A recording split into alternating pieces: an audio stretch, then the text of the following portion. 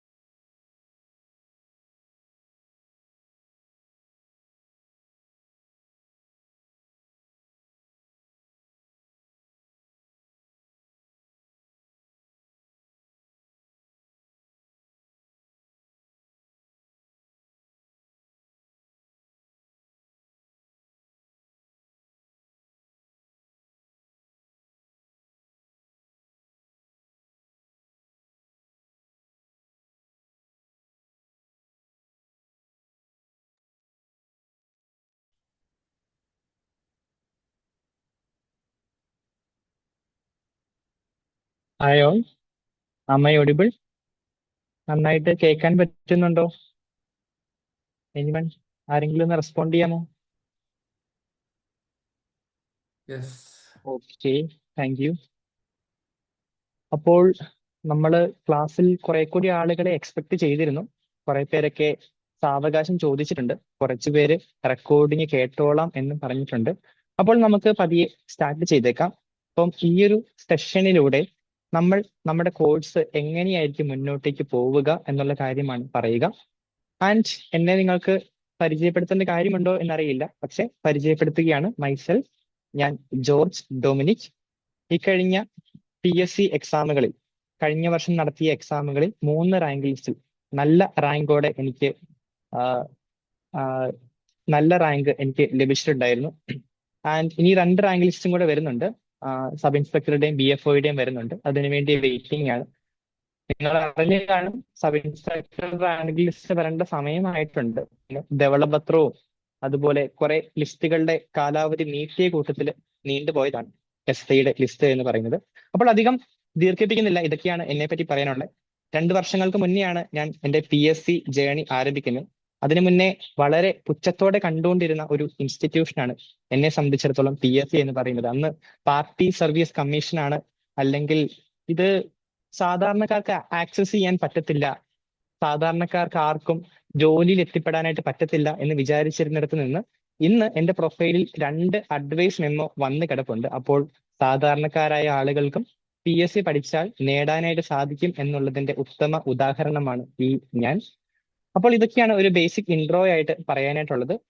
And PSC to zero to hero എന്നുള്ളതാണ് നമ്മുടെ approach. അപ്പൊ ഞാൻ ഒന്നുമില്ലാത്ത ഒരവസ്ഥയിൽ നിന്ന് ഹീറോ പരിവേഷത്തിലേക്ക് ഇപ്പോൾ എത്തി നിൽക്കുകയാണ്. ഇപ്പോൾ നാട്ടിലേക്ക് പോയി കഴിഞ്ഞാൽ ഒരുപാട് ആളുകൾ വളരെ ആദരവോടെയാണ് നമ്മളെ നോക്കുന്നത്, വളരെ ബഹുമാനത്തോടെ, വളരെ സ്നേഹത്തോടെയാണ് നമ്മളെ കാണുന്നത്. അപ്പോൾ ഒന്നുമില്ലാത്ത അവസ്ഥയിൽ നിന്ന് എന്നെ എന്തെങ്കിലും ആക്കിയ ഒരു ഹീറോ പരിവേഷം നൽകിയ എക്സാമാണ് PSC പരീക്ഷ എന്ന് പറയുന്നത്. PSC നിങ്ങൾക്കും അതേ രീതിയിൽ എളുപ്പമാക്കി തരിക എന്നുള്ളതാണ് എൻ്റെ ഉത്തരവാദിത്തം. എളുപ്പമാണ് എന്ന് പറയുമ്പോൾ വർഷങ്ങളായിട്ട് പ്രിപ്പയർ ചെയ്യുന്ന ആളുകളുണ്ട്. 7-8 വർഷമായിട്ട് ഒരു ഷോർട്ട് ലിസ്റ്റിൽ പോലും ഇടം നേടാൻ സാധിക്കാത്ത ആളുകളുണ്ട്. അപ്പോൾ അത്ര എളുപ്പമാണ് എന്ന് ഞാൻ എങ്ങനെ പറയുന്നു എന്ന് ചോദിച്ചാൽ, ഞാൻ പഠിച്ച സ്ട്രാറ്റജി കൊണ്ട് തന്നെയാണ് എന്ന് പറയും. അതേ സ്ട്രാറ്റജി വെച്ച് ഇനിയും കുറെ ആളുകളെ കൂടി റാങ്ക് ലിസ്റ്റിൽ എത്തിക്കാൻ എന്നെ കൊണ്ട് പറ്റും എന്ന് എനിക്കറിയാം. ഒരുപാട് ആളുകളെ എത്തിച്ചിരുന്നു, ഇനിയും ഒരുപാട് ആളെ എത്തിക്കാനായിട്ട് സാധിക്കും എന്നുള്ളതിന്റെ ഉറപ്പിന്റെ പുറത്താണ് നമ്മൾ നമ്മുടെ ജേണി ആരംഭിക്കുന്നത്. അപ്പോൾ എനിക്കറിയാം, ഞാൻ മൊണോട്ടോണസ് ആയിട്ട് സിംഗിൾ ഹാൻഡഡ്ലി അങ്ങോട്ടേക്ക് മാത്രം സംസാരിച്ചുകൊണ്ടിരിക്കുകയാണ്, ഇങ്ങോട്ടേക്ക് നിങ്ങൾ ആരും സംസാരിക്കുന്നില്ല. ഞാൻ ഇടയ്ക്ക് ചോദ്യങ്ങളൊക്കെ ചോദിക്കും. ഇവിടെ UPSC സംബന്ധമായിട്ട് ഉള്ള കുട്ടികളും ഉണ്ട് എന്നാണ് അറിയാനായിട്ട് സാധിച്ചത്. അതുപോലെ PSCക്ക് പ്രിപ്പയർ ചെയ്തുകൊണ്ടിരുന്നവരും ബിഗിനേഴ്സും ഉണ്ട് എന്നൊക്കെയാണ് അറിഞ്ഞത്. അപ്പോൾ എല്ലാ തരത്തിലുള്ള ആൾക്കാരും ഒരു കുടക്കീഴിൽ ഇപ്പോൾ ആയിരിക്കുകയാണ്. അതുകൊണ്ട് നിങ്ങൾക്ക് പറയാനുള്ള കാര്യങ്ങൾ ധൈര്യമായിട്ട് അൺമ്യൂട്ട് ചെയ്തിട്ട് പറയാവുന്നതാണ്. അതുപോലെ ഞാൻ ചോദിക്കുമ്പോൾ നിങ്ങൾ റെസ്പോണ്ട് ചെയ്യുക, നിങ്ങൾക്ക് അറിയാവുന്ന പോലെ റെസ്പോണ്ട് ചെയ്യുക, മാക്സിമം ആക്റ്റീവ് ആയിട്ടിരിക്കുക. അപ്പോൾ ജസ്റ്റ് PSCയുമായിട്ട് ബന്ധപ്പെട്ട കാര്യങ്ങൾ ഒന്ന് തുടക്കം കുറിക്കുകയാണ്. ഒരു മിനിറ്റ്.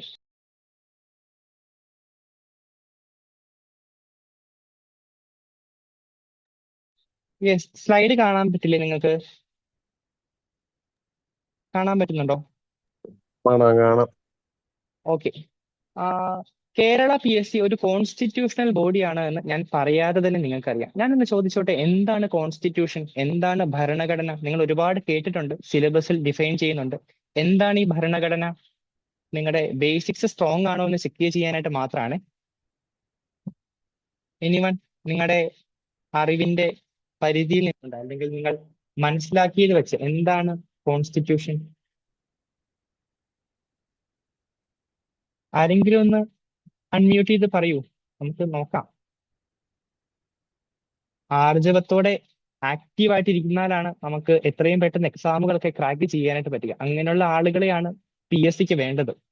അപ്പോൾ ചാടി ഉത്തരം പറയാണ്ട് ശ്രമിക്കുക.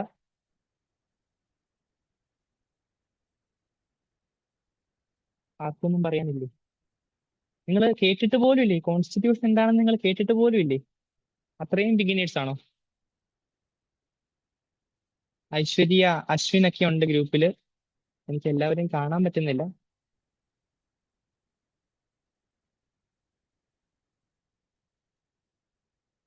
ചാറ്റിൽ വരുന്നുണ്ട്. Supreme set of fundamental and principles for a nation to be followed. വളരെ ഫോർമൽ ആയിട്ട് നമുക്ക് അങ്ങനെ പറയാനായിട്ട് പറ്റും. അല്ലെങ്കിൽ ഏറ്റവും ബേസിക് ആയിട്ട് supreme law of the land, ഒരു നാട്ടിലെ ഏറ്റവും സുപ്രധാനമായ നിയമത്തെയല്ലേ ഭരണഘടന എന്ന് പറയുന്നത്. അപ്പോൾ ഈ ഭരണഘടനയിൽ ഉൾപ്പെട്ടിരിക്കുന്ന ഒരു കാര്യമാണ് നമ്മുടെ പബ്ലിക് സർവീസ് കമ്മീഷൻ എന്ന് പറയുന്നത്. ഇതുപോലെ തന്നെ UPC ഭരണഘടനയിൽ പരാമർശിക്കുന്നുണ്ട്. ഇതുപോലെ പല ഏജൻസീസും ഭരണഘടനയിൽ പരാമർശിക്കുന്നുണ്ട് എന്ന് നിങ്ങൾക്കറിയാം. ഇതിൽ പരാമർശിക്കാത്ത വേറെ ബോഡീസ് നിങ്ങൾക്കറിയായിരിക്കും. Chief information commission, vigilance commission. അപ്പോൾ ഭരണഘടനയിൽ മെൻഷൻ ചെയ്തിട്ടുള്ളത് കൊണ്ട് തന്നെ അത്രയും സുപ്രീം ആയിട്ടുള്ള ഒരു അതോറിറ്റി ഹോൾഡ് ചെയ്യുന്ന ഇൻസ്റ്റിറ്റ്യൂഷനാണ് നമ്മുടെ കേരള PSC എന്ന് കാണിക്കാനായിട്ട് മാത്രമാണ് എന്താണ് ഭരണഘടന, അതിന്റെ അണ്ടറിൽ വരുന്ന ആർട്ടിക്കിൾ 315 ജസ്റ്റ് ഓർത്തിരുന്നു കേട്ടോ. പലവട്ടം റിപ്പീറ്റഡ് ആയിട്ട് ചോദിച്ചിട്ടുണ്ട്. കേരള PSC ഉൾപ്പെട്ട ആർട്ടിക്കിൾ ഏതാണ് എന്ന് ചോദിച്ചിട്ടുണ്ട്. ജസ്റ്റ് ഒന്ന് പറഞ്ഞു എന്ന് മാത്രം. അതിന്റെ മെയിൻ ഫംഗ്ഷൻ എന്താണെന്ന് നിങ്ങളുടെ അടുത്ത് പറയേണ്ട കാര്യമില്ല. പിന്നെ തിരുവിതാംകൂർ പബ്ലിക് സർവീസ് കമ്മീഷൻ 1936 സ്ഥാപിതമായി. അതിൽ നിന്നാണ് KPC എന്നുള്ള ഫോമിലേക്ക് 1947 മാറുന്നത് എന്നുള്ള കാര്യം ഓർത്തിരുന്നു. ആദ്യത്തെ നമ്മുടെ തിരുവിതാംകൂർ PSCയുടെ ചെയർമാൻ ആരായിരുന്നു എന്ന് അറിയാമോ? ചോദിച്ചിട്ടുണ്ട് പല പ്രാവശ്യം. എനിവൺ? ആർക്കെങ്കിലും അറിയാമോ? പറയാൻ ബുദ്ധിമുട്ടുണ്ടെങ്കിൽ ചാറ്റിൽ നോക്കാം.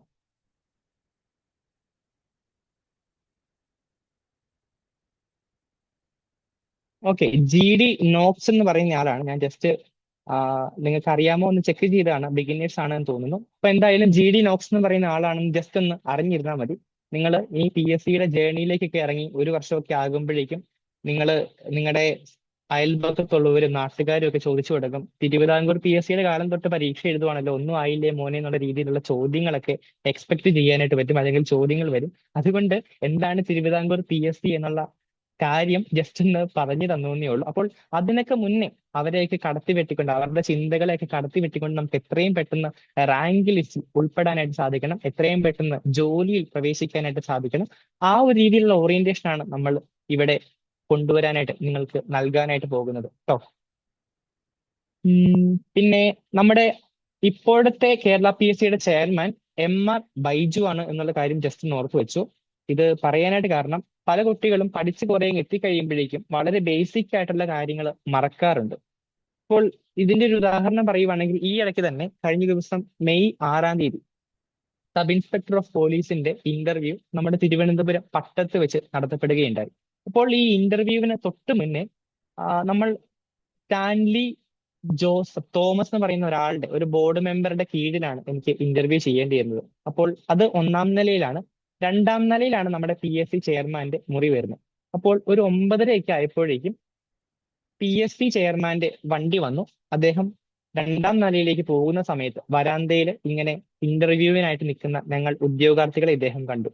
അപ്പോൾ ഞങ്ങൾ ഇങ്ങനെ ഇരിക്കുന്നത് കണ്ടപ്പോഴേക്കും അദ്ദേഹം ഞങ്ങളുടെ അടുത്തേക്ക് വരുവാണ്. എന്റെ അടുത്തിരുന്ന ഒരു പെൺകുട്ടി മാത്രമേ എണീറ്റില്ല. അപ്പം ഞാൻ പറഞ്ഞു, എടി ഇതാരാണെന്ന് എനിക്ക് അറിയാവോ? അത് MR ബൈജു ആണ് എന്ന് പറഞ്ഞു. അപ്പൊ ആ പെൺകുട്ടി, എടാ മണ്ട, നീ ഒരു സബ് ഇൻസ്പെക്ടറുടെ ഇന്റർവ്യൂവിനല്ലേ വന്നേക്കുന്നത്, MR ബൈജു അല്ല മിസ്റ്റർ ബൈജു, അതുപോലും അറിയത്തില്ല എന്നുള്ള രീതിയിൽ ആ പെൺകുട്ടി എന്റെ അടുത്ത് സംസാരിക്കുകയുണ്ടായി. അപ്പോൾ ഈ പെൺകുട്ടി ഇങ്ങനെ ഇരിക്കുന്നത് കണ്ടിട്ട് നമ്മുടെ ചെയർമാൻ സാർ അദ്ദേഹം ഈ പെൺകുട്ടിയുടെ അടുത്തേക്ക് വന്നിട്ട് ചോദിച്ചു, ഞാൻ ആരാണെന്ന് നിങ്ങൾക്ക് അറിയാമോ എന്ന് ചോദിച്ചു. അറിയാം, മിസ്റ്റർ ബൈജു അല്ലേ? എടുത്ത വായിൽ ചോദിച്ചു. അന്ന് അവളെ ചെക്ക് ചെയ്തിട്ടുണ്ടായിരുന്നു.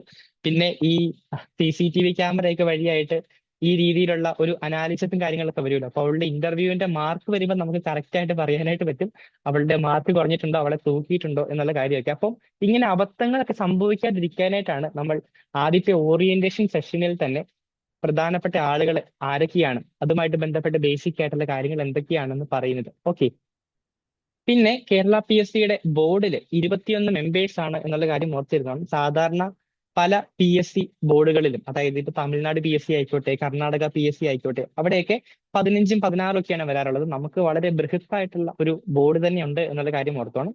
ഞാൻ ചുമ്മാ ഒരു ചോദ്യം ചോദിക്കുകയാണ്. കേരള PSCയുടെ ചെയർമാന്റെ സാലറി, അതുപോലെ മെമ്പേഴ്സിന്റെ സാലറി എത്രയാണ് എന്നാണ് നിങ്ങൾ വിചാരിക്കുന്നത്?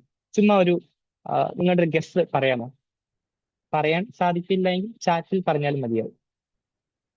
കേരള PSCയുടെ ചെയർമാന്റെയും മെമ്പേഴ്സിന്റെയും ഒക്കെ സാലറി ചുമ്മാ ഒന്ന് ഗസ് ചെയ്തേ. നമ്മുടെ IASകാരുടെ ബേസിക് പേ എന്ന് പറയുന്നത് 56,000 ബാക്കി പെർക്കുകളും അലവൻസും എല്ലാം ചേർത്ത് 1 lakh മണ്ടേ വരാറുണ്ട്. നമ്മുടെ PSC ചെയർമാന്റെയും മെമ്പേഴ്സിന്റെയും നോക്കാം 1 lakh ആണ്. Okay, good guess. എനിവൺ വേറെ കൂടുതലോ കുറവോ ഒക്കെ ആരെങ്കിലും ഗസ് ചെയ്യുന്നുണ്ടോ? ഒരു സമയത്ത് ഈ സംഭവം നല്ല വിവാദമായിരുന്നേ, പത്രങ്ങളിലൊക്കെ ഭയങ്കരമായിട്ട് എടുത്തു കാണിക്കുന്ന ഒരു വിഷയമായിരുന്നു ഈ കേരള PSC ചെയർമാന്റെ സാലറിയുമായിട്ട് ബന്ധപ്പെട്ട്. വേറെ ആർക്കെങ്കിലും ഗസ് പറയാനുണ്ടോ? നമ്മൾ മാക്സിമം ഇന്ററാക്റ്റീവ് ചെയ്യാനായിട്ട് നോക്കണം കേട്ടോ. നമുക്ക് ഒരു രീതിയിലുള്ള കമ്മ്യൂണിക്കേഷൻ വന്നില്ലെങ്കിൽ മുന്നോട്ടേക്ക് ഭയങ്കര മൊണോട്ടോണസ് ആയിരിക്കും. 2 lakh 3 lakh something. Okay, good. Okay, അപ്പം കറക്റ്റ് ആയിട്ട് പത്രത്തിൽ വന്ന വാർത്ത വെച്ച് തന്നെ കാണിച്ചു തരാം. The salary for PSC chairman and members reached 4,10,000. Kerala PSCയുടെ ചെയർമാന്റെ സാലറി 4 ലക്ഷം രൂപയും 10,000 രൂപയുമാണ്. അതേസമയം കേരള PSC മെമ്പേഴ്സിന്റെ സാലറി 4 ലക്ഷത്തിന് മുകളിലാണ്.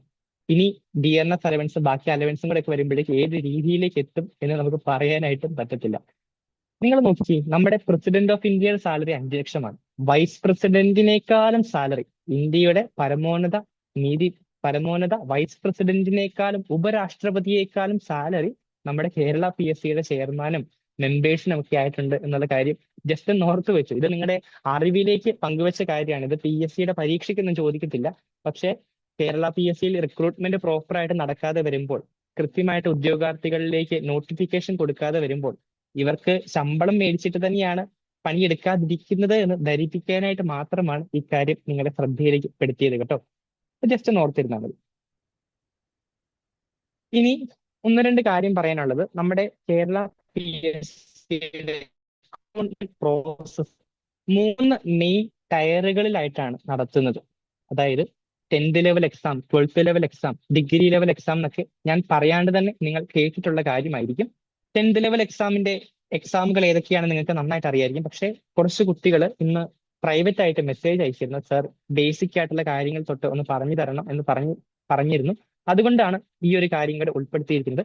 10th ലെവൽ എക്സാം നിങ്ങൾക്കറിയാം, 10ാം തരം യോഗ്യതയുള്ളവർക്കാണ് ഈ പരീക്ഷ എഴുതാനായിട്ട് സാധിക്കുക. ഇപ്പൊ അങ്ങനത്തെ യോഗ്യതയില്ലാത്ത ആരാണുള്ളത് എന്നായിരിക്കും നിങ്ങളുടെ ചോദ്യം. അപ്പൊ 10th ലെവൽ എക്സാമിന്റെ കീഴിലാണ് വില്ലേജ് ഫീൽഡ് അസിസ്റ്റന്റ്, LGS അല്ലെങ്കിൽ last grade servant, Bevco LDS, IRB Indian reserve battalion, APO ഒക്കെ വരുന്നത്.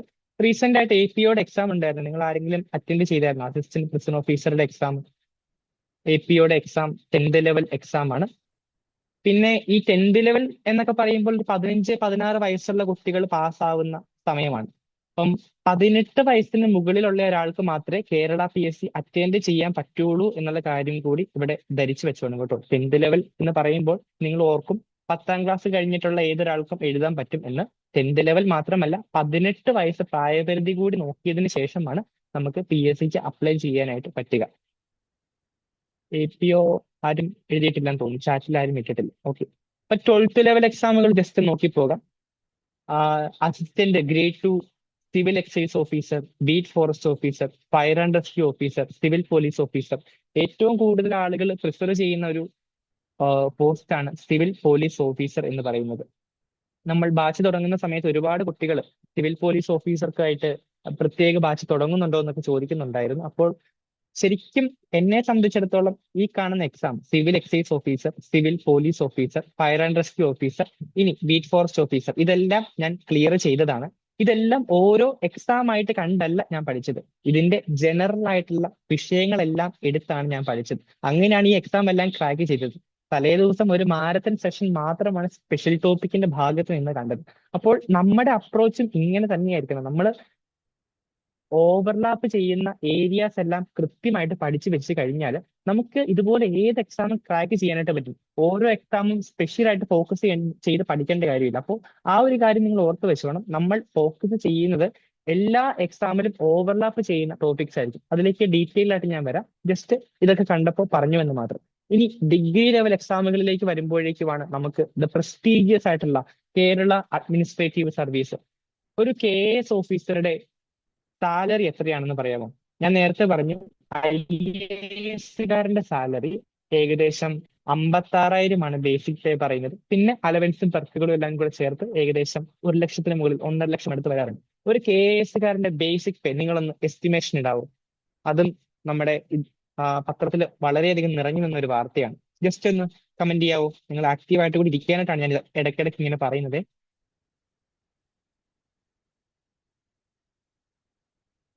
KAS-കാരന്റെ സാലറി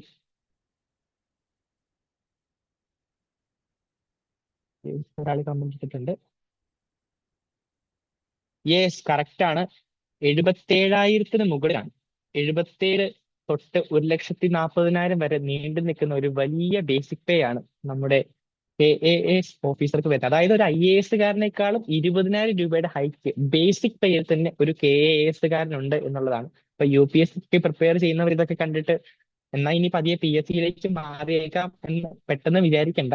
ഇതിന്റെ വേക്കൻസികൾ വളരെ കുറവാണ്. KAS-ലേക്ക് വരുമ്പോഴേക്കും നമുക്കറിയാം 5 വർഷം കൂടിയാണ് ഈ അടുത്തിടയ്ക്ക് വിളിച്ചത്. വളരെ തുച്ഛമായ വേക്കൻസി, ഏകദേശം 11 വേക്കൻസിയാണ് ഉണ്ടായിരുന്നത്. അതിൽ 5 വേക്കൻസി മാത്രമാണ് ജനറൽ കോട്ടയിൽ ഉണ്ടായിരുന്നത് എന്നാണ് എനിക്ക് തോന്നുന്നത്. അപ്പോൾ അത്രയും തുച്ഛമായ വേക്കൻസികളേ ഉള്ളൂ. നല്ല രീതിയിൽ കോമ്പറ്റീഷൻ വരുന്ന എക്സാം ആണ്. സിവിൽ സർവീസുകാർക്ക് നല്ല രീതിയിൽ ഒന്ന് പ്രിപ്പയർ ചെയ്താൽ ക്രാക്ക് ചെയ്യാൻ പറ്റുന്ന സിവിൽ സർവീസ് പോയിന്റ് ഓഫ് വ്യൂവിലാണ് ആ ഒരു എക്സാമിന്റെ ഘടന നടക്കുന്നത്. മെയിൻസ് എഴുത്തും കാര്യങ്ങളൊക്കെ ആയതുകൊണ്ടാണ്. അപ്പോൾ അങ്ങനെയുള്ളവർ ഈ സംഭവം ഒന്ന് ജസ്റ്റ് ഒന്ന് വെച്ചിരിക്കുന്നത് നല്ലതായിരിക്കും കേട്ടോ. പിന്നെ university assistant, secretariat assistant, police sub inspector, municipal secretary, panchayat secretary, excise inspector, special branch, Kerala administrative tribunal തുടങ്ങിയ എക്സാമുകളെല്ലാം നമുക്ക് ഡിഗ്രി ലെവൽ എക്സാമുകൾ എന്ന് വിശേഷിപ്പിക്കുന്നതാണ്. അപ്പോൾ ഇതൊക്കെയാണ് നമ്മുടെ ഡിഗ്രി ലെവൽ പ്രധാനപ്പെട്ട എക്സാമുകൾ.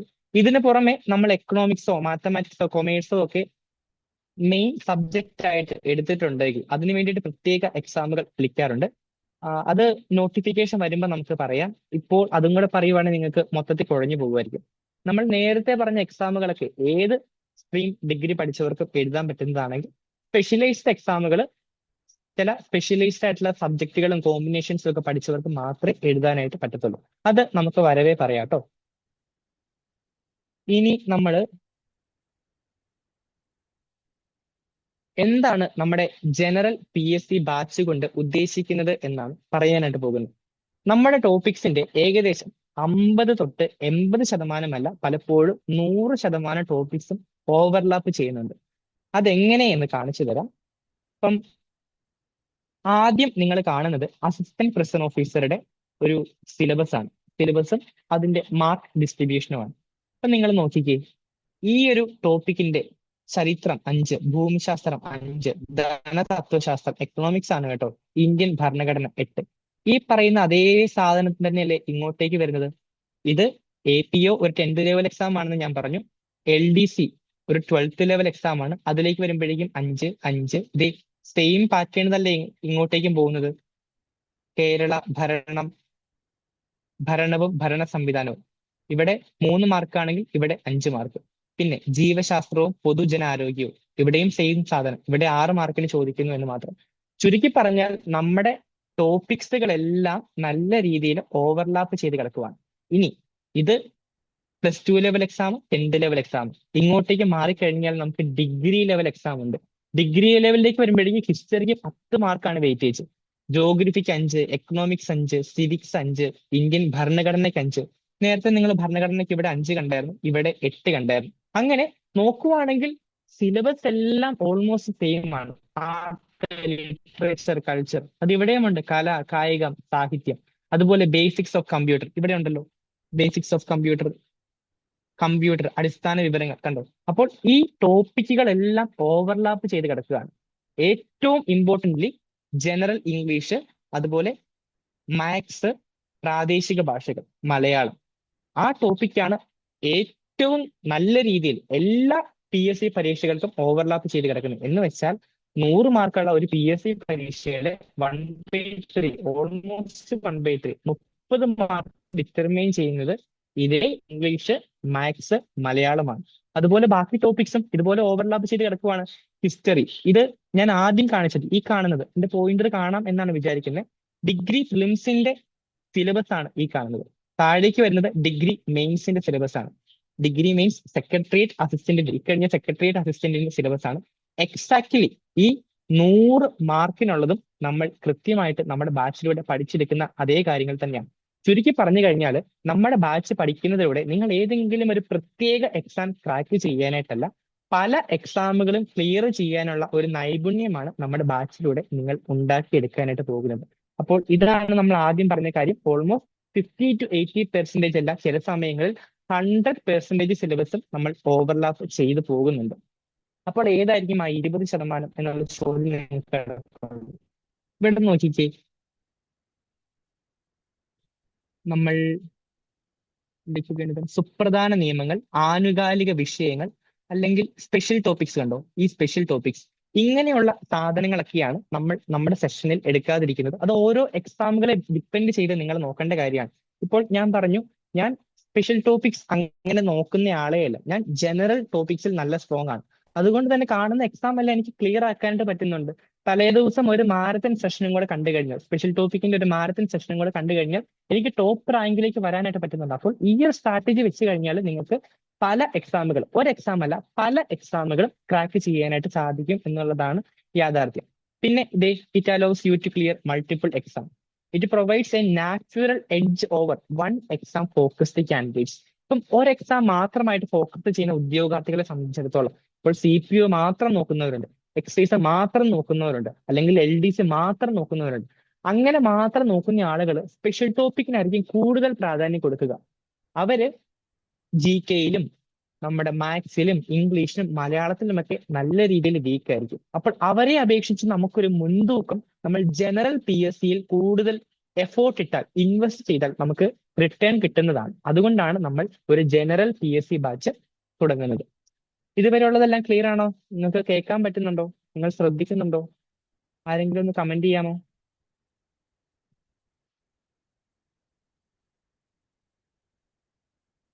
Okay, thank you, thank you, thank you.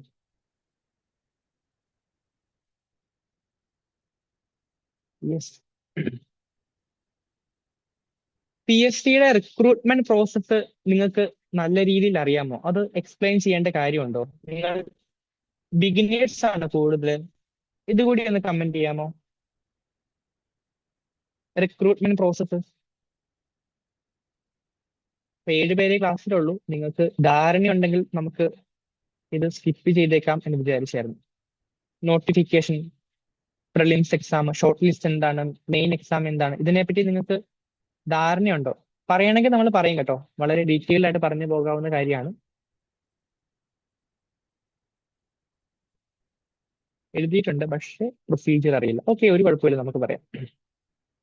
അപ്പോൾ നമ്മുടെ കേരള PSCയുടെ റിക്രൂട്ട്മെന്റ് വരുന്നത്, നമുക്ക് നോട്ടിഫിക്കേഷൻ പബ്ലിഷ് ചെയ്യുന്നതിന് മുമ്പ് എന്താണ് സംഭവം നടക്കുന്നത് എന്ന് നിങ്ങൾ അറിഞ്ഞിരിക്കണം.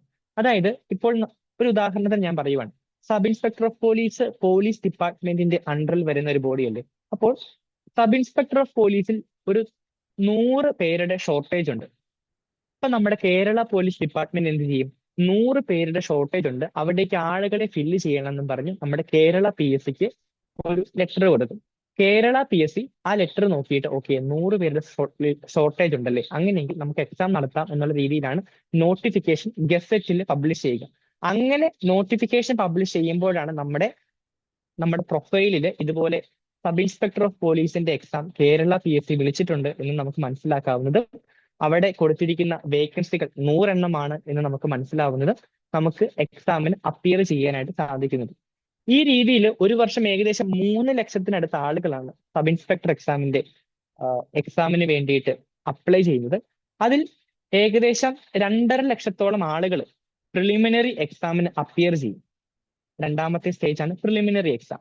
ഈ പ്രിലിമിനറി എക്സാമിൽ നിന്ന് ഏകദേശം 42,000 തൊട്ട് 50,000 ആളുകളെയാണ് PSC മെയിൻസിനായിട്ട് വിളിക്കുക. അങ്ങനെ മെയിൻസിനെ വിളിക്കാനായിട്ട് ഒരു ചുരുക്കപ്പട്ടിക തയ്യാറാക്കണ്ടേ, അതാണ് ഷോർട്ട് ലിസ്റ്റ് എന്നുള്ള പേരിൽ മൂന്നാമതായിട്ട് നമ്മൾ വിളിക്കുന്നത്. അപ്പോൾ ഷോർട്ട് ലിസ്റ്റിൽ പബ്ലിഷ് ചെയ്യും, നമ്മുടെ രജിസ്റ്റർ നമ്പർ ഉണ്ടല്ലോ, ആ രജിസ്റ്റർ നമ്പർ ഷോർട്ട് ലിസ്റ്റിൽ അപ്പിയർ ചെയ്യുന്നതായിരിക്കും. പ്രിലിംസ് ക്ലിയർ ആക്കിയവരുടെ, അല്ലെങ്കിൽ പ്രിലിംസിന്റെ കട്ട് ഓഫ് ക്ലിയർ ആക്കിയവരുടെ short list Kerala PSC publish ചെയ്യും.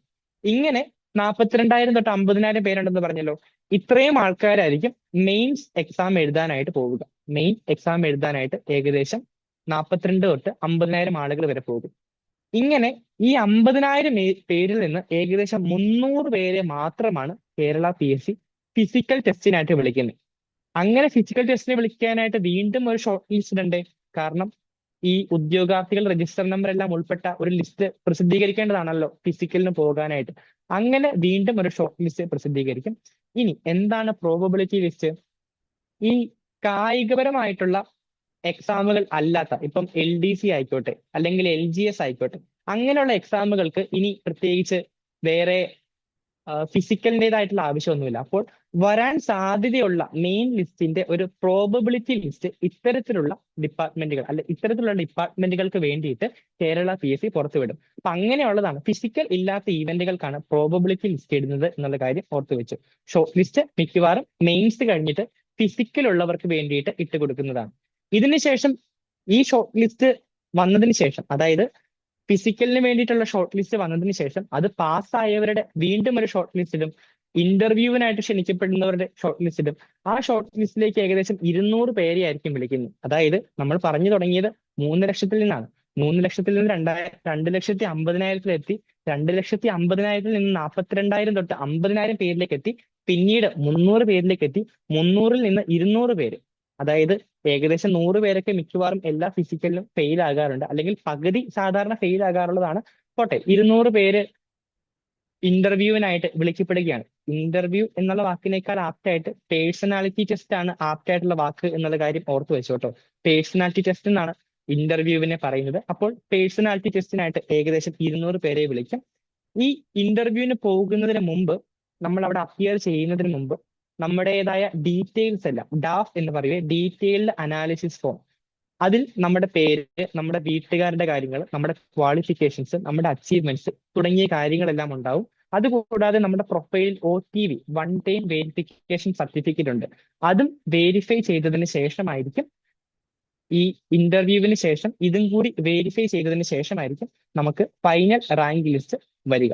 അപ്പോൾ ഈ ഒരു പ്രോസസ്സ് ക്ലിയർ ആണ് എന്നാണ് വിചാരിക്കുന്നത്. Notification, preliminary exam, short list, main examination, വീണ്ടും ഷോർട്ട് ലിസ്റ്റ് അല്ലെങ്കിൽ പ്രോബബിലിറ്റി ലിസ്റ്റ് ഇടുന്നു, പേഴ്സണാലിറ്റി ടെസ്റ്റിലേക്ക് ക്ഷണിക്കുന്നു, ഡോക്യുമെന്റ് വെരിഫിക്കേഷൻ നടത്തുന്നു, പിന്നീട് റാങ്ക് ലിസ്റ്റിൽ നമ്മളെ ഉൾപ്പെടുത്തുന്നു.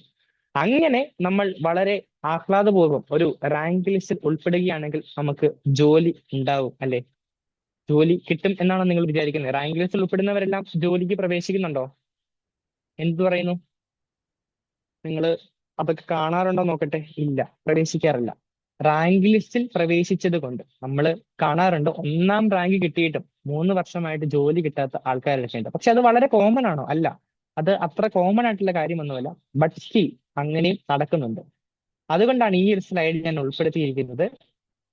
Learn to protest before writing PSC test, WCPO rank list holders to future job seekers. ഇപ്പോൾ നിങ്ങൾ പുതിയതായിട്ട് PSCയിലേക്ക് വരുന്നവരാണ്, അല്ലെങ്കിൽ കുറച്ചു നാളായിട്ട് പ്രിപ്പയർ ചെയ്യുന്ന ആൾക്കാരാണ്.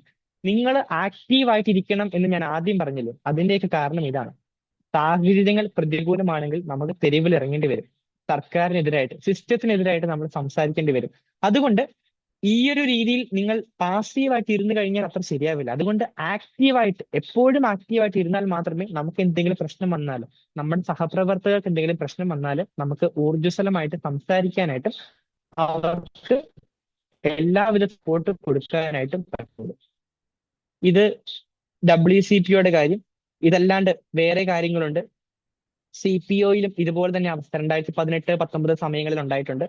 പിന്നെ പിന്നീട് നിയമനം ഉള്ളതാണോ എന്ന് ചോദിക്കുന്നവരോട്, ഒരു പ്രത്യേക വിഭാഗം ആൾക്കാരാണ് the leaders who topped PSC test in 2018 score a duck for same question paper now. ഒരു 2018 ടെസ്റ്റിൽ നല്ല ഉന്നതമായ മാർക്ക് മേടിച്ചു. അവന്റെ ഒരു പ്രത്യേകത, അവൻ 100 മാർക്ക് മേടിച്ചു എന്നാണ് അറിയാനായിട്ട് സാധിച്ചത്. ഒരു PSC എക്സാമിന് നമുക്ക് മാക്സിമം ഒരു 80 to 90 ആ റേഞ്ചിന് മുകളിലേക്ക് നമുക്ക് മാർക്ക് സ്കോർ ചെയ്യാനായിട്ട് പാടാണ് കേരള PSCയിൽ. അപ്പൊ ഇവൻ 100 മാർക്ക് സ്കോർ ചെയ്തത് കണ്ടപ്പോഴേക്കും ആരോ പോയി പറഞ്ഞു, സാറേ ഇവന് 100 മാർക്ക് എന്തായാലും വരാനായിട്ട് ബുദ്ധിമുട്ടാണ്, ഇവനെ കൊണ്ട് ഒന്നും കൂടി പരീക്ഷ എഴുതിപ്പിക്കണം എന്ന് പറഞ്ഞപ്പോഴാണ് ഇവനെ കൊണ്ട് പരീക്ഷ എഴുതിച്ചു കഴിഞ്ഞപ്പോൾ അവന് ഒരു ചോദ്യത്തിന് പോലും കറക്റ്റായിട്ട് ഉത്തരം കൊടുക്കാനായിട്ട് പറ്റിയില്ല. അപ്പോൾ അത്രയും, അതായത് ഒരു ലക്കും ഇല്ലാത്ത ഒരുത്തനാണ് ഈ രീതിയിൽ 1ാം റാങ്കിലേക്ക് എത്തിയത്, അല്ലെങ്കിൽ ടോപ്പറായിട്ട് മാറിയത് എന്നുള്ളതാണ്. അപ്പോൾ എല്ലാവരും ഇങ്ങനെയാണെന്നാണോ? അല്ല, അങ്ങനെയല്ല. പക്ഷെ ഇങ്ങനെയുള്ള ആളുകളെ നമ്മൾ സ്പോട്ട് ചെയ്തിട്ടുണ്ട്, ഇങ്ങനെയുള്ള ആളുകളും ഉണ്ടായിരുന്നു എന്നുള്ളതാണ്. ഇതാണ് ഞാൻ നേരത്തെ പറഞ്ഞ കാര്യം. 1ാം റാങ്ക് കിട്ടിയിട്ടും ജോലിയില്ല, ഡോക്ടർ ആവണം എന്ന് ആഗ്രഹിച്ച് പണമില്ലാത്തത് കൊണ്ടാണ് PSC ഇറങ്ങിയത്. പക്ഷെ നല്ല റാങ്ക് മേടിച്ചു. PSC ഉറുദു അസിസ്റ്റന്റ് പ്രൊഫസർ പരീക്ഷയിൽ 1ാം റാങ്ക് നേടിയിരുന്നു. പക്ഷെ ജോലിയില്ല. ജോലിയില്ലാത്തതിന്റെ കാരണം എന്താണെന്ന് ചോദിച്ചു കഴിഞ്ഞാൽ, അവിടേക്ക് വരുന്ന ഒഴിവുകൾ ടെമ്പററി ആയിട്ട് കുറച്ച് ആളുകളെ ഫില്ല് ചെയ്ത് പിന്നീട് അവരെ പെർമനന്റ് ആക്കുന്ന ഒരു പരിപാടിയുണ്ട്.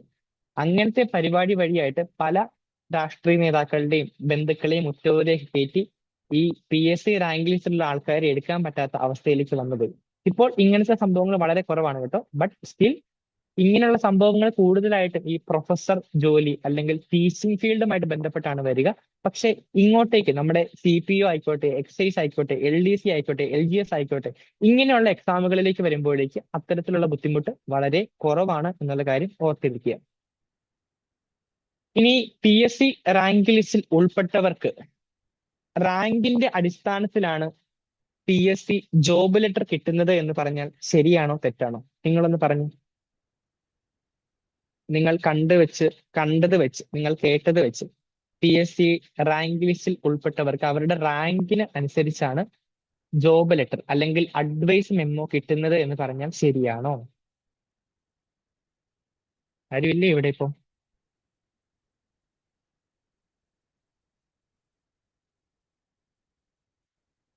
No idea. ഓക്കെ. അങ്ങനെ ഒരു ഐഡിയ ഇല്ലെങ്കിൽ അങ്ങനെ ഒരു കാര്യത്തെപ്പറ്റി നമുക്ക് ഐഡിയ ഉണ്ടാക്കേണ്ടത് അനിവാര്യമാണ്. ഇപ്പോൾ എനിക്ക് CPO കാപ്പ് 5 എന്ന് പറഞ്ഞാൽ ഇടുക്കി കോട്ടയം കമ്പൈൻഡ് സോണാണ് കാപ്പ് 5. ഇടുക്കിയിലെയും കോട്ടയത്തെയും ഉദ്യോഗാർത്ഥികൾ, ഇവിടുത്തെ ഉദ്യോഗാർത്ഥികൾക്ക് മാത്രമല്ല ആർക്ക് വേണമെങ്കിലും പുറത്തുള്ള ആ, പുറത്തുള്ള പരീക്ഷ പോയി എഴുതാനായിട്ട് പറ്റും, വേറെ ജില്ലക്കാർക്ക് വേണ്ടിയിട്ട് പോയി എഴുതാനായിട്ട് പറ്റും. പക്ഷെ ഇടുക്കി കോട്ടയം സോണിൽ ജോലി ചെയ്യാനായിട്ട് താല്പര്യമുള്ളവർക്ക് വേണ്ടിയിട്ടാണ് കാപ്പ് 5. അപ്പൊ ഈ കാപ്പ് 5ന്റെ റാങ്ക് ലിസ്റ്റിൽ എനിക്ക് 8ാം റാങ്ക് നേടാനായിട്ട് സാധിച്ചിരുന്നു. പക്ഷേ എനിക്ക് കിട്ടിയ എന്നെ എത്രാമതാണ് വിളിച്ചത് എന്ന് ഞാൻ കാണിച്ചു തരാം. ഇപ്പൊ നിങ്ങൾക്ക് സ്ക്രീൻ കാണാൻ പറ്റുമോ? ഈ സ്ക്രീൻ കാണാൻ പറ്റുന്നുണ്ടോ? ഒരു അപ്പോയിന്റ്മെന്റ് ചാർട്ട് കാണാൻ പറ്റുന്നുണ്ടോ? യെസ്, കാണാൻ പറ്റുന്നുണ്ടോ? ഓക്കെ. ഇതാണ് ഇക്കഴിഞ്ഞ CPO കാപ്പ് 5ന്റെ അപ്പോയിന്റ്മെന്റ് ചാർട്ടർ കേരള PSC പ്രസിദ്ധീകരിച്ചത്. ഇതില് ആദ്യം അഡ്വൈസ് പോയിരിക്കുന്നത് അല്ലെങ്കിൽ ജോബ് ലെറ്റർ പോയിരിക്കുന്നത് നോക്കി 9ാം റാങ്കുകാരനാണ്. എന്റെ റാങ്ക് എത്രയായിരുന്നു? 8ാം റാങ്കായിരുന്നു. വിവേക് AM എന്ന് പറയുന്ന ഒരാൾക്കാണ് 9ാം റാങ്കുകാരനാണ് ആദ്യത്തെ ജോബ് ലെറ്റർ പോയിരിക്കുന്നത്. രണ്ടാമത്തെ നോക്കി 34ാമത്തെ റാങ്കുകാരൻ. ഫസ്റ്റ് റാങ്കുകാരന് പോലും പോയിട്ടില്ല. 34ാമത്തെ റാങ്കുകാരൻ, പിന്നീട് 16ാമത്തെ റാങ്കുകാരൻ. ദേ 1ാം റാങ്കുകാരന് 4ാമതായിട്ടാണ് ജോബ് ലെറ്റർ പോവുക. അതിനുശേഷം പോയത് 106ാമത്തെ റാങ്കുകാരനാണ്. ഇങ്ങനെ പോയി പോയി പോയി 8ാം റാങ്കുകാരനായ എന്നെ വിളിക്കുന്നത് എപ്പോഴാണ്? 22ാമതാണ്. ഇതാണ് PSC മാത്രമല്ല പല കോമ്പറ്റീറ്റീവ് എക്സാംസിലും നിലനിൽക്കുന്ന റൊട്ടേഷൻ സിസ്റ്റം എന്ന് പറയുന്നത്. അതായത് കമ്പാരിറ്റീവ്ലി അത്യാവശ്യം റിസർവേഷൻ കാറ്റഗറിയിൽ ഉൾപ്പെടുന്ന ആളുകളെ പ്രയോറിറ്റൈസ് ചെയ്ത് അവരെ മുഖ്യധാരയിലേക്ക് കൈപിടിച്ച് കൊണ്ടുവരാനായിട്ട് PSC ഉപയോഗിക്കുന്ന ഒരു രീതിയാണ് റൊട്ടേഷൻ സിസ്റ്റം. അപ്പോൾ ആദ്യം ടോപ്പ് റാങ്ക് ഉള്ളവരെയല്ല പ്രിഫർ ചെയ്യുന്നത്, പ്രത്യേക റിസർവേഷൻ വിഭാഗത്തിലുള്ള ആൾക്കാരെയായിരിക്കും പ്രിഫർ ചെയ്യുക. ആദ്യം ഇവര് SC ആയിരിക്കും വിളിക്കുക, പിന്നെ ST വിളിക്കും, പിന്നെ EWS വിളിക്കും, പിന്നെ OBC വിളിക്കും, പിന്നെ LC വിളിക്കും. ഇങ്ങനെ ഒരു 5-6-7 പേരെ വിളിച്ചു കഴിഞ്ഞിട്ടായിരിക്കും ഒരു ഓപ്പൺ കാറ്റഗറി വിളിക്കാനായിട്ട് പോവുക. അപ്പം ഇങ്ങനത്തെ ഒരു സിസ്റ്റം ഒരു വലിയ അഡ്വാൻറ്റേജ് കൂടിയാണ് ഇങ്ങനെയുള്ള റിസർവ്ഡ് കാറ്റഗറീസിനെ സംബന്ധിച്ചിടത്തോളം. അങ്ങനെ നിങ്ങൾക്ക് റിസർവേഷൻ ഉണ്ടെങ്കിൽ അത് ക്ലെയിം ചെയ്തെടുക്കാനായിട്ട് ഒട്ടും മടി കാണിക്കരുത്. If you have choice then choose the best. If you don't have choice then do the best. അതേ ഇതിനകത്ത് ചെയ്യാനായിട്ടുള്ളൂ. അപ്പോൾ ഇങ്ങനെ ഒരു സിസ്റ്റം കൂടി, ഇങ്ങനെ ഒരു റൊട്ടേഷൻ സിസ്റ്റം കൂടി കേരള PSCയുടെ ഭാഗത്ത് നിന്ന് ഉണ്ട് എന്നുള്ള കാര്യം ഓർത്തിരുന്നോളൂ. അങ്ങനെയെങ്കിൽ നിങ്ങൾക്ക് റിസർവേഷനെ പറ്റിയുള്ള അഭിപ്രായം എന്താണ്? What's your stands on reservation? Reservation നല്ലതാണെന്നാണോ മോശമാണെന്നാണോ അങ്ങനെ എന്തെങ്കിലും? കുറെ ആയിട്ട് കേൾക്കുന്ന ഡിബേറ്റ് ആണ്. ഒരുപാട് ആൾക്കാർ ഇത് നല്ലതല്ല എന്ന് പറയുന്നു, കുറെ ആൾക്കാർ വേണ്ടതാണ് എന്ന് പറയുന്നു. ഐശ്വര്യക്ക് നോ, ഇത് വേണ്ട എന്നാണ് പറയുന്നത്. OBC-കാർക്കൊക്കെ നല്ലതല്ലല്ലോ. Okay, anyone else? Okay, basically നൂറ് സിംഹാസനങ്ങൾ എന്ന് പറയുന്ന ഒരു നോവലുണ്ട്. അതിൽ ഇങ്ങനെയാണ് പറയുന്നത്: സിവിൽ സിവിൽ സർവീസ് പരീക്ഷയുടെ ഇന്റർവ്യൂവിനായിട്ട് നമ്മുടെ കഥാനായകൻ ഡൽഹിയിലേക്ക് എത്തുകയാണ്.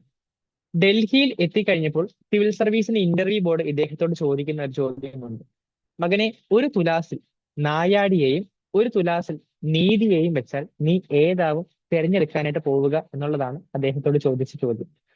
അപ്പോൾ അദ്ദേഹം ഒന്ന് ആലോചിച്ചു. ഒരു തുലാസിൽ നീതിയും മറ്റൊരു തുലാസിൽ നായാടിയുമാണ്. തുലാസ് എന്താണെന്ന് നിങ്ങൾക്കറിയാം, ത്രാസാണ് സംഭവം, ത്രാസ്. അപ്പോ അദ്ദേഹം പറഞ്ഞ മറുപടി ഇങ്ങനെയായിരുന്നു: സർ, നീതിയും നായാടിയും രണ്ട് തട്ടിലായത് തന്നെ നീതിയുടെ പരാജയമാണ്. അതുകൊണ്ട് ഞാൻ നായാടിയെ ആവും തിരഞ്ഞെടുക്കാനായിട്ട് പോവുക എന്നാണ്. അപ്പോൾ വർഷങ്ങളായിട്ട്, കാലങ്ങളായിട്ട് ഒരുപാട് ദുരിതങ്ങൾ അനുഭവിച്ച ഒരു പറ്റം ആളുകളുണ്ട്. അപ്പോൾ അതായത് ഇപ്പം വേദകാലഘട്ടത്തിനെ പറ്റിയൊക്കെ പറയുകയാണെങ്കിൽ വേദം കേട്ട് കഴിഞ്ഞാൽ ചെവിയിൽ ഈയമൊഴിക്കും, വേദം ഉച്ചരിച്ചു കഴിഞ്ഞാൽ നാവറക്കും. അങ്ങനത്തെ ഒരു കാലഘട്ടത്തിൽ നിന്ന് ഇപ്പോൾ രോഹിത് വെമുലയെ പോലെയുള്ള SC ST ഉദ്യോഗാർത്ഥികൾ അല്ലെങ്കിൽ വിദ്യാർത്ഥികൾ ആത്മഹത്യ ചെയ്തു വരുന്ന സമയത്തിലേക്കും നമ്മൾ എത്തി നിൽക്കുകയാണ്. അപ്പോൾ ഇങ്ങനത്തെ ഒരു കോണ്ടെക്സ്റ്റ് ആയതുകൊണ്ട് ഞാൻ ഒരു പ്രാവശ്യം നോർത്ത് ഇന്ത്യയിൽ, എസ്പെഷ്യലി ഡൽഹിയിലേക്ക് പോയ സമയത്ത് എന്റെ അടുത്ത് ആദ്യം ചോദിച്ചത് എന്റെ കാസ്റ്റ് ഏതാണെന്നാണ്. അവർക്ക് എന്റെ പേരല്ല, എന്റെ കുലവും കാര്യങ്ങളും അല്ല, എന്റെ കാസ്റ്റ് ആണ് ആദ്യം അറിയേണ്ടത്. അപ്പോൾ ഇപ്പോഴും റിസർവേഷൻ അനിവാര്യമാണ് എന്ന ഒരു ചിന്താഗതിക്കാരനാണ് ഞാൻ. ബട്ട് സ്റ്റിൽ ഈ റിസർവേഷനിൽ തന്നെ ക്രീമി ലെയർ എന്നൊരു സംവിധാനം ഉണ്ട്, നിങ്ങൾക്ക് അറിയായിരിക്കും.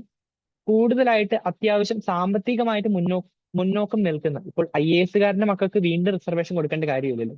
അതുപോലെ തന്നെ നല്ല നല്ല ശമ്പളം വാങ്ങുന്ന ജഡ്ജിമാരുടെ മക്കൾക്ക് വീണ്ടും റിസർവേഷൻ കൊടുക്കുന്ന കാര്യമില്ല. അപ്പോൾ നല്ല രീതിയിൽ എക്കണോമിക്കൽ ക്യാപിറ്റൽ ഉള്ള ആളുകൾക്ക് റിസർവേഷൻ കൊടുക്കണ്ട എന്നുള്ളതാണ് എന്റെ ചിന്ത. നിങ്ങൾക്ക് വേറിട്ട് എന്തെങ്കിലും ചിന്താഗതികൾ ഉണ്ടെങ്കിൽ അറിയിക്കാട്ടോ. നമുക്ക് ഇങ്ങനെയുള്ള കാര്യങ്ങൾ കൂടുതലായിട്ട് വരുന്ന ഇന്ററാക്റ്റീവ് സെഷൻസിൽ ചർച്ച ചെയ്യാം.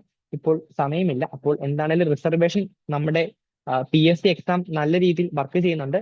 അതിലെ റൊട്ടേഷൻ സിസ്റ്റത്തിന്റെ അടിസ്ഥാനത്തിലാണ് നമുക്ക് നല്ല റാങ്ക് ഉണ്ട് എങ്കിലും നമുക്ക് അഡ്വൈസ് മെമ്മോ അല്ലെങ്കിൽ ജോബ് ലെറ്റർ കിട്ടാനായിട്ട് പോകുന്നത് എന്നുള്ള കാര്യം ഓർത്തിരിക്കുക. പിന്നെ നിങ്ങളെല്ലാം PSCക്ക് രജിസ്റ്റർ ചെയ്തിട്ടുണ്ടോ? എല്ലാവരും രജിസ്റ്റർ ചെയ്തവരാണോ? ഒന്ന് രണ്ട് കുട്ടികൾ ഇത് രജിസ്റ്റർ ചെയ്യാനായിട്ട് സഹായിക്കണം എന്ന് പറഞ്ഞിരുന്നു. എല്ലാവർക്കും ഉണ്ട്. ഓക്കെ, അപ്പൊ പിന്നെ കുഴപ്പമില്ല, നമുക്കിത് സ്കിപ്പ് ചെയ്യാം. നിങ്ങളെല്ലാം രജിസ്റ്റർ ചെയ്തിട്ടുള്ളതാണ്, അതുകൊണ്ട് ആ ഒരു ഭാഗം സ്കിപ്പ് ചെയ്യുവാണ്. ചുരുക്കത്തിൽ എന്താണ് PSC ക്രാക്ക് ചെയ്യാനായിട്ടുള്ള രണ്ട് പ്രധാനമായിട്ടുള്ള കാര്യങ്ങൾ എന്ന് ചോദിച്ചാൽ എന്റെ അഭിപ്രായം ഇതായിരിക്കും. ഒന്നാമതായിട്ട് സിലബസ് നമ്മുടെ അടുത്ത് എന്താണ് പഠിക്കേണ്ടത് എന്നതിനെ പറ്റി നല്ല ഐഡിയ ഉണ്ടാക്കി തരും. രണ്ടാമതായിട്ട് PYQs. നമ്മൾ എങ്ങനെ പഠിക്കണം, സിലബസ് അനുസരിച്ച് നമ്മളൊരു റാങ്ക് ഫെയിലോ അല്ലെങ്കിൽ നമ്മൾ ക്ലാസ് നോട്ടുകളോ നോക്കുന്ന സമയത്ത് എങ്ങനെയാണ് പഠിക്കേണ്ടത് എന്നുള്ള കാര്യം PYQs ആണ് പറഞ്ഞു തരിക. 1857 കലാപത്തെ പറ്റി നിങ്ങൾ പഠിക്കുവാണ്. അപ്പോൾ ഇവിടെ നിന്ന് എങ്ങനെയാണ് ചോദ്യങ്ങൾ വന്നിട്ടുള്ളത് എന്ന് നമ്മൾ PYQs നോക്കുമ്പോൾ മനസ്സിലാവും.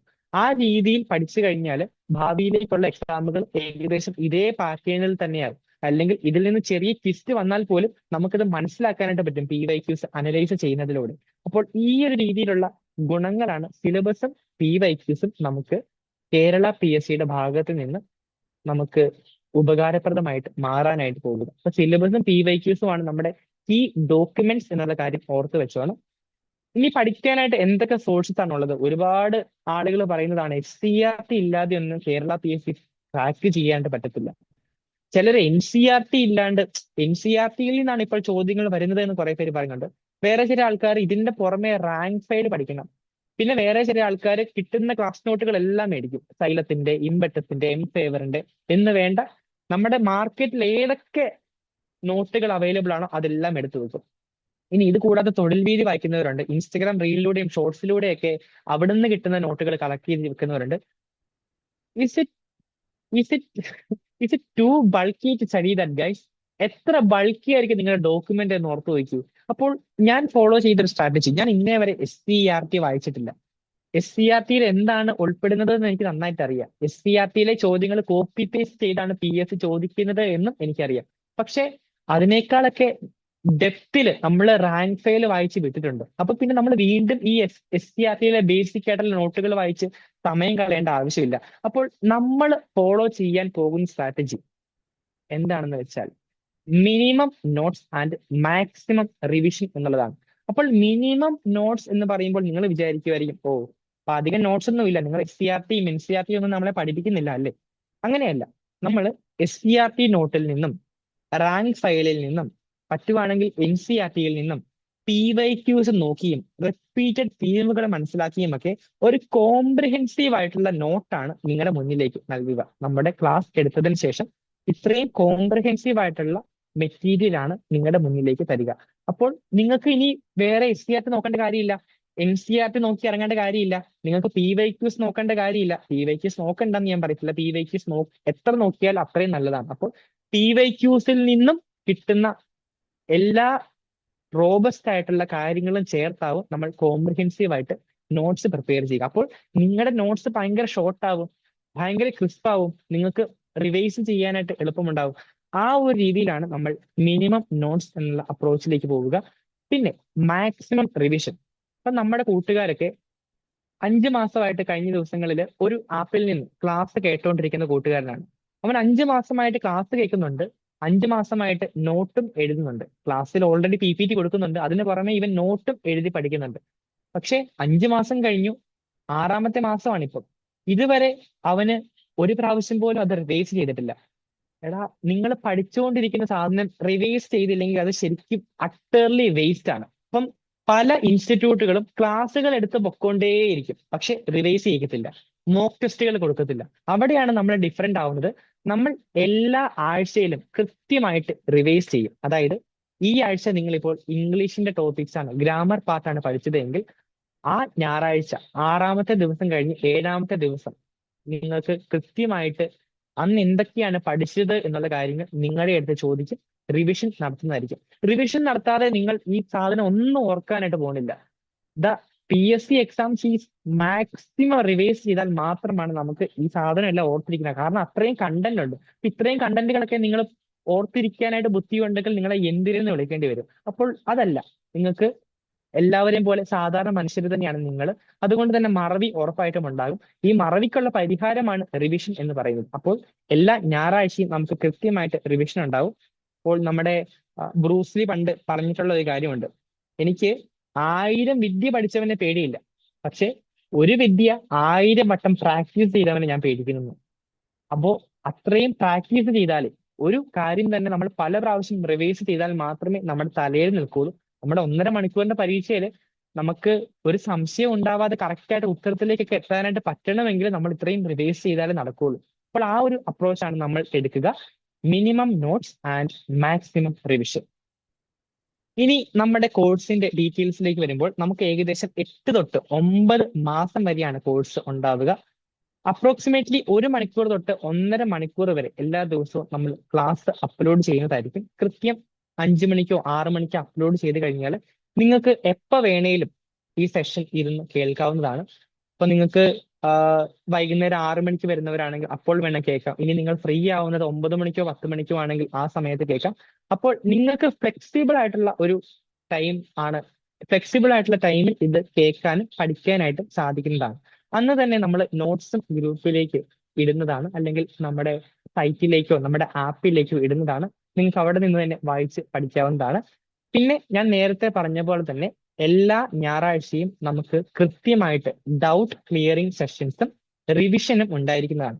നിങ്ങൾ എന്ത് വന്നാലും റിവിഷൻ മിസ്സാക്കരുത്. റിവൈസ് ചെയ്താലേ നിങ്ങളുടെ തലയിൽ ഈ സംഭവം നിൽക്കൂ. ലൈവായിട്ട് വരുന്നുണ്ട്, നിങ്ങളുടെ അടുത്ത് ചോദിക്കും, നിങ്ങൾക്ക് ഉത്തരം പറയാം. നിങ്ങൾക്ക് ഡൗട്ട് എന്തെങ്കിലും ഉണ്ടെങ്കിൽ നമ്മൾ ഫാക്കൽറ്റീസിനോട് ചോദിക്കാം. ഈ ഒരു രീതിയിലുള്ള അറേഞ്ച്മെന്റ് ആയിരിക്കും നമ്മൾ ഞായറാഴ്ചകളിൽ ചെയ്യാനായിട്ട് പോവുക. ആൻഡ് നമ്മൾ പറഞ്ഞു 8 തൊട്ട് 9 മാസം വരെയുള്ള ഒരു അറേഞ്ച്മെന്റ് ആണെന്ന് പറഞ്ഞു. അതിൽ ഏകദേശം 3 മാസത്തോളം ഗോൾഡൻ ട്രയോയ്ക്കാണ് ഇമ്പോർട്ടൻസ് കൊടുക്കുന്നത്. എന്താണ് ഗോൾഡൻ ട്രയോ? ഞാൻ നേരത്തെ പറഞ്ഞിരുന്നു, എല്ലാ കേരള PSC-യുടെ എക്സാമിലും ഏകദേശം 30 മാർക്കിന് ചോദിക്കുന്ന ഏരിയയാണ് ഇംഗ്ലീഷ്, മാത്സ്, മലയാളം. അപ്പോൾ നമ്മൾ 3 മാസവും ഈ ഒരു ഏരിയ 4 ഏരിയാസ് നിങ്ങളെ മാക്സിമം സ്ട്രോങ് ആക്കാനായിട്ടാണ് ഈ ഒരു 3 മാസം, ആദ്യത്തെ 3 മാസം എന്തായാലും ആ ഏരിയ സ്ട്രോങ് ആക്കാനായിട്ടായിരിക്കും ശ്രമിക്കുക. ആ ഏരിയ സ്ട്രോങ് ആക്കി കഴിഞ്ഞാൽ പിന്നെ എന്റെ മക്കളെ നിങ്ങൾക്ക് ഓരോ റാങ്കേഴ്സും കയറിപ്പെടാനുള്ള സാധ്യത ഭയങ്കരമായിട്ട് ഈസി ആകും. അപ്പോൾ അതായിരിക്കും നമ്മൾ ഗോൾഡൻ ട്രിയോ. അതുകൊണ്ടാണ് നമ്മൾ ഗോൾഡൻ ട്രിയോയ്ക്ക് 3 മാസം കാലയളവ് കൊടുത്തിരിക്കുന്നത്. പിന്നെ ഈ കോഴ്സിലൂടെ നിങ്ങൾക്ക് എന്താണ് ലഭിക്കാനായിട്ട് പോകുന്നത് എന്ന് ചോദിച്ചു കഴിഞ്ഞാൽ, മെന്റർഷിപ്പ് ഉറപ്പായിട്ടും നിങ്ങൾക്ക് നമ്മുടെ ഫാക്കൽറ്റീസിന്റെ കോൺടാക്ട് നമ്പർ തരും. നിങ്ങൾക്ക് അവരെ കോൺടാക്ട് ചെയ്യാം. നിങ്ങളിപ്പോൾ ഏതെങ്കിലും പ്രത്യേക എക്സാം നോക്കുന്നുണ്ടെങ്കിൽ ആ എക്സാം ക്രാക്ക് ചെയ്തിട്ടുള്ളവരായിരിക്കും നമ്മുടെ ഫാക്കൽറ്റീസ്. അപ്പോൾ പ്രത്യേകമായിട്ട് അതിൽ നിന്ന് എന്തൊക്കെ ശ്രദ്ധിക്കണം, ആ എക്സാമിന് വേണ്ട ടിപ്പുകളും കാര്യങ്ങളും ഒക്കെ നമ്മുടെ എക്സ്പേർട്ട് ആയിട്ടുള്ള മെറിറ്റോറിയസ് ആയിട്ടുള്ള ഫാക്കൽറ്റീസ് പറഞ്ഞു തരും. പിന്നെ നമ്മൾ നേരത്തെ പറഞ്ഞ പോലെ തന്നെ ഓൺ ഡിമാൻഡ് ലെക്ചേഴ്സ്. നിങ്ങൾക്കറിയാം, നിങ്ങൾക്ക് ഫ്ലെക്സിബിൾ ആയിട്ട് ഏതൊരു സമയത്താണോ നിങ്ങൾക്ക് കേൾക്കാനായിട്ട് തോന്നുന്നത് ആ സമയത്ത് ഒരു പ്രാവശ്യമോ രണ്ട് പ്രാവശ്യമോ പല പ്രാവശ്യം കേൾക്കാനായിട്ട് നിങ്ങൾക്ക് ഓപ്പർച്യൂണിറ്റി ഉണ്ടാവും. പിന്നെ ഞാൻ നേരത്തെ പറഞ്ഞ കോംപ്രിഹെൻസീവ് ക്ലാസ് നോട്ട്സ്, നിങ്ങൾ വേറെ SCRT NCRT PYQ സീരീസ് ഒന്നും നോക്കേണ്ടി വരത്തില്ല. അതിൽ നിന്നെല്ലാം കൂടി ചേർത്ത് വെച്ചേക്കുന്ന വളരെ കോംപ്രിഹെൻസീവ് ആയിട്ടുള്ള ക്ലാസ് നോട്ട് ആയിരിക്കും നിങ്ങൾക്ക് മുന്നിലേക്ക് എത്തുക. പിന്നെ നമ്മുടെ ക്ലാസ് നോട്ടുകൾ കാലത്തിനനുസരിച്ച് അപ്ഡേറ്റ് ചെയ്യുന്നതായിരിക്കും. എക്സാം പാറ്റേൺ മാറിക്കൊണ്ടിരിക്കുവാണെന്ന് നിങ്ങൾക്കറിയാം. ഈ എക്സാം പാറ്റേൺ മാറുവാണെങ്കിൽ കട്ട് ഓഫ് കുറയുന്നു എന്നർത്ഥമില്ല കേട്ടോ. അതിന്റെ ഒരു കാര്യം ഞാൻ പറയാം. ഇപ്രാവശ്യത്തെ CPO CAP 5-ന്റെ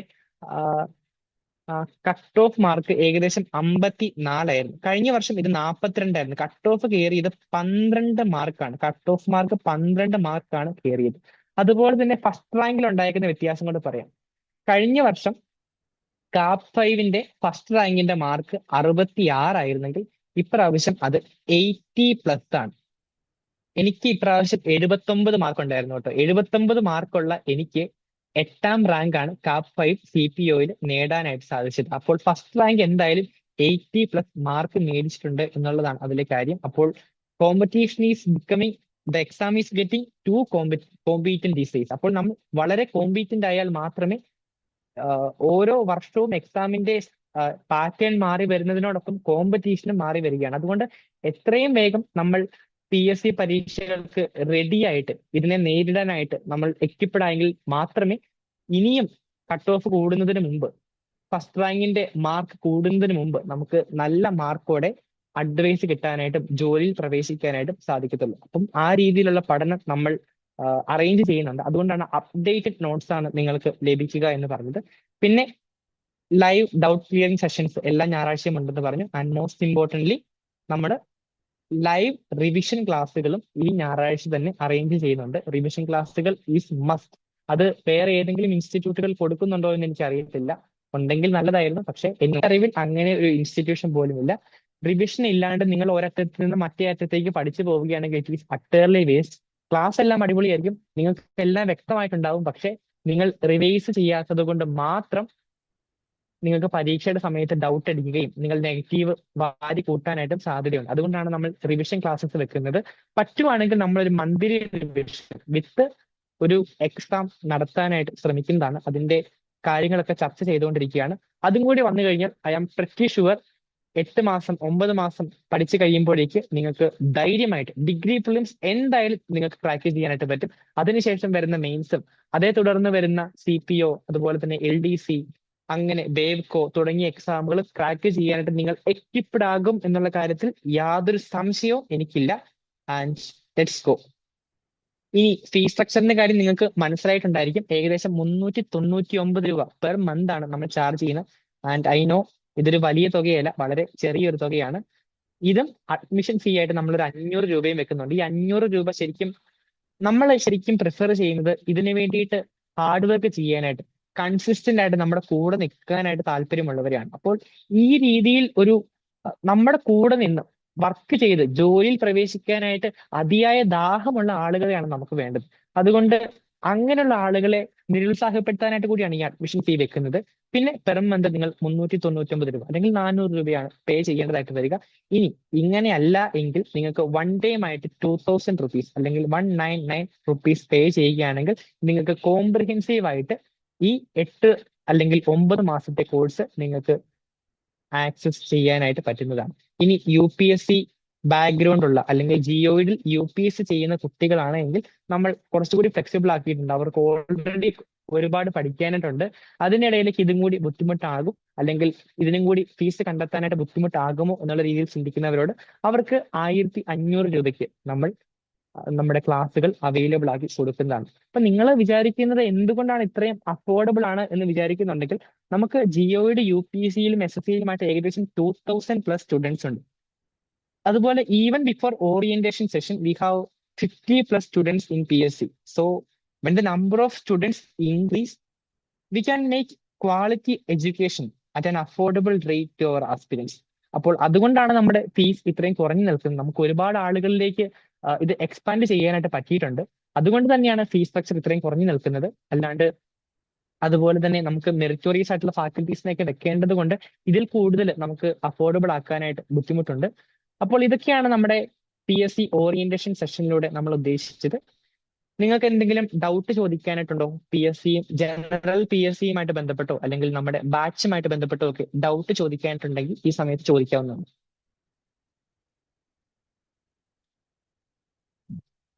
സാധാരണ ക്ലാസ് കഴിയുമ്പോഴേക്കും ഒരുപാട് ആളുകൾ SI എങ്ങനെ ഉണ്ടായിരുന്നു, SIയുടെ ഇന്റർവ്യൂ എങ്ങനെ ഉണ്ടായിരുന്നു, ഇങ്ങനെ ചോദ്യങ്ങൾ വരാറുണ്ട്. അങ്ങനെയൊന്നും ഇപ്പോൾ കാണുന്നില്ല. ചാറ്റിൽ എന്താ വന്നിട്ടുണ്ടല്ലോ. നമ്മുടെ ക്ലാസ് തുടങ്ങുന്നത് 20-ാം തീയതി മുതലായിരിക്കും കേട്ടോ. ജൂൺ 20 തൊട്ട് നമ്മുടെ ക്ലാസ്സുകൾ സ്റ്റാർട്ട് ചെയ്യുന്നതായിരിക്കും. Anything else? നിങ്ങൾ എന്താണ് ഈ മൈക്ക് ഓൺ ആക്കാനായിട്ട് ബുദ്ധിമുട്ടുള്ളത്? നിങ്ങൾ വീട്ടിലായതുകൊണ്ടാണോ അതോ എനി അതർ റീസൺ? എല്ലാവരും സോഷ്യൽ ആൻസൈറ്റി ഉള്ളവരാണോ?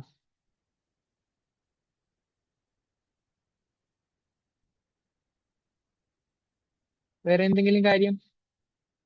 ഏതെങ്കിലും എക്സാമിനെ പറ്റിയോ?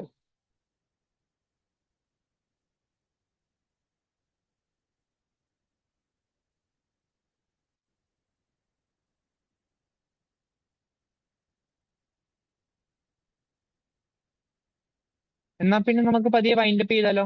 ഡയറി ഫാം ഇൻസ്പെക്ടർ ക്ലാസ്സസ് കിട്ടുന്നു. നമ്മൾ പറഞ്ഞിരുന്നു നമ്മളൊരു ജനറൽ PSC ബാച്ചാണ് തുടങ്ങാനായിട്ട് പോവുക.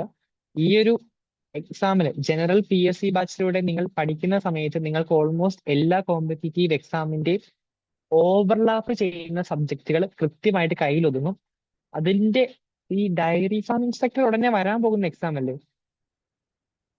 അല്ലേ, ശരിയല്ലേ? ഞാൻ അങ്ങനെ കേട്ടിരുന്നു, ഡയറി ഫാം ഇൻസ്ട്രക്ടർ ഞാൻ കേട്ടിരുന്നു. ഉടനെ വരാൻ പോകുന്ന എക്സാം ക്ലിയർ ആക്കാൻ പറ്റും എന്ന് തോന്നുന്നുണ്ടോ? ആ ഒരു പ്രത്യേക എക്സാം അങ്ങനെ ഫോക്കസ് ചെയ്യുന്നതിന് ഞാൻ പ്രൊമോട്ട് ചെയ്യത്തില്ല. കാരണം നമ്മൾ ഉദ്ദേശിക്കാത്ത എക്സാമുകളാണ് കൂടുതലായിട്ട് ക്രാക്ക് ചെയ്യാനായിട്ട് പോകുന്നത്. ഉദ്ദേശിക്കുന്ന എക്സാമുകൾ ക്രാക്ക് ചെയ്യാതിരിക്കും എന്നല്ല, ക്രാക്ക് ചെയ്യാനായിട്ട് പറ്റും. പക്ഷെ ഒരു ചെറിയ ടൈം ഫ്രെയിം ആണ് മുന്നിലേക്കുള്ളത്. ആ ഒരു സമയം കൊണ്ട് ഇത്രയും വലിയൊരു വാസ്റ്റ് സിലബസ് പഠിച്ചെത്താനായിട്ട് ബുദ്ധിമുട്ടാണെന്ന് വിചാരിക്കുകയാണ്. നിങ്ങൾ നേരത്തെ എക്സാമുകൾ എഴുതിക്കൊണ്ടിരുന്നാണോ? സാംസങ് SM എക്സ്പീരിയൻസ് ഉണ്ടോ? എത്ര നാളായി?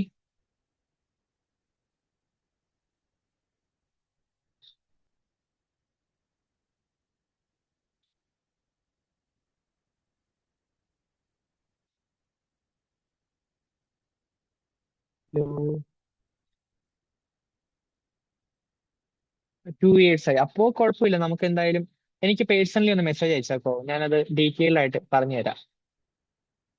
എന്റെ നമ്പർ ഗ്രൂപ്പിലുണ്ട്. Okay okay. വേറെ ആർക്കെങ്കിലും എന്തെങ്കിലും പറയാനായിട്ട്? 6 പേര് ഉണ്ട്. Anything else guys?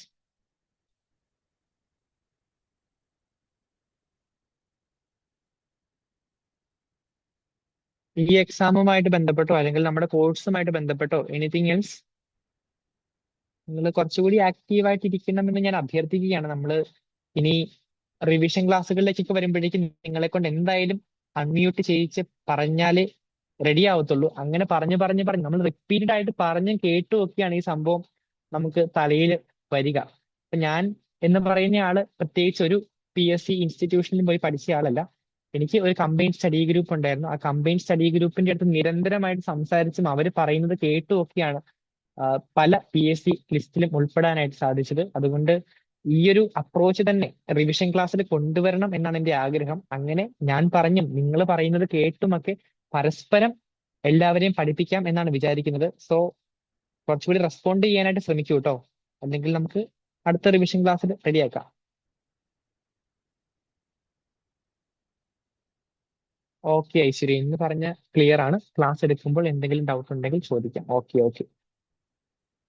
എന്നാ പിന്നെ നമുക്ക് പതിയെ വൈൻഡപ്പ് ചെയ്തേക്കാം. Thank you guys. Thank you for the patience to hear me. And എന്തെങ്കിലും സജഷൻസ് ഉണ്ടെങ്കിൽ പറയുക, എന്തെങ്കിലും മാറ്റം വരുത്തണമെങ്കിൽ പറയുക. Thank you. Thank you so much.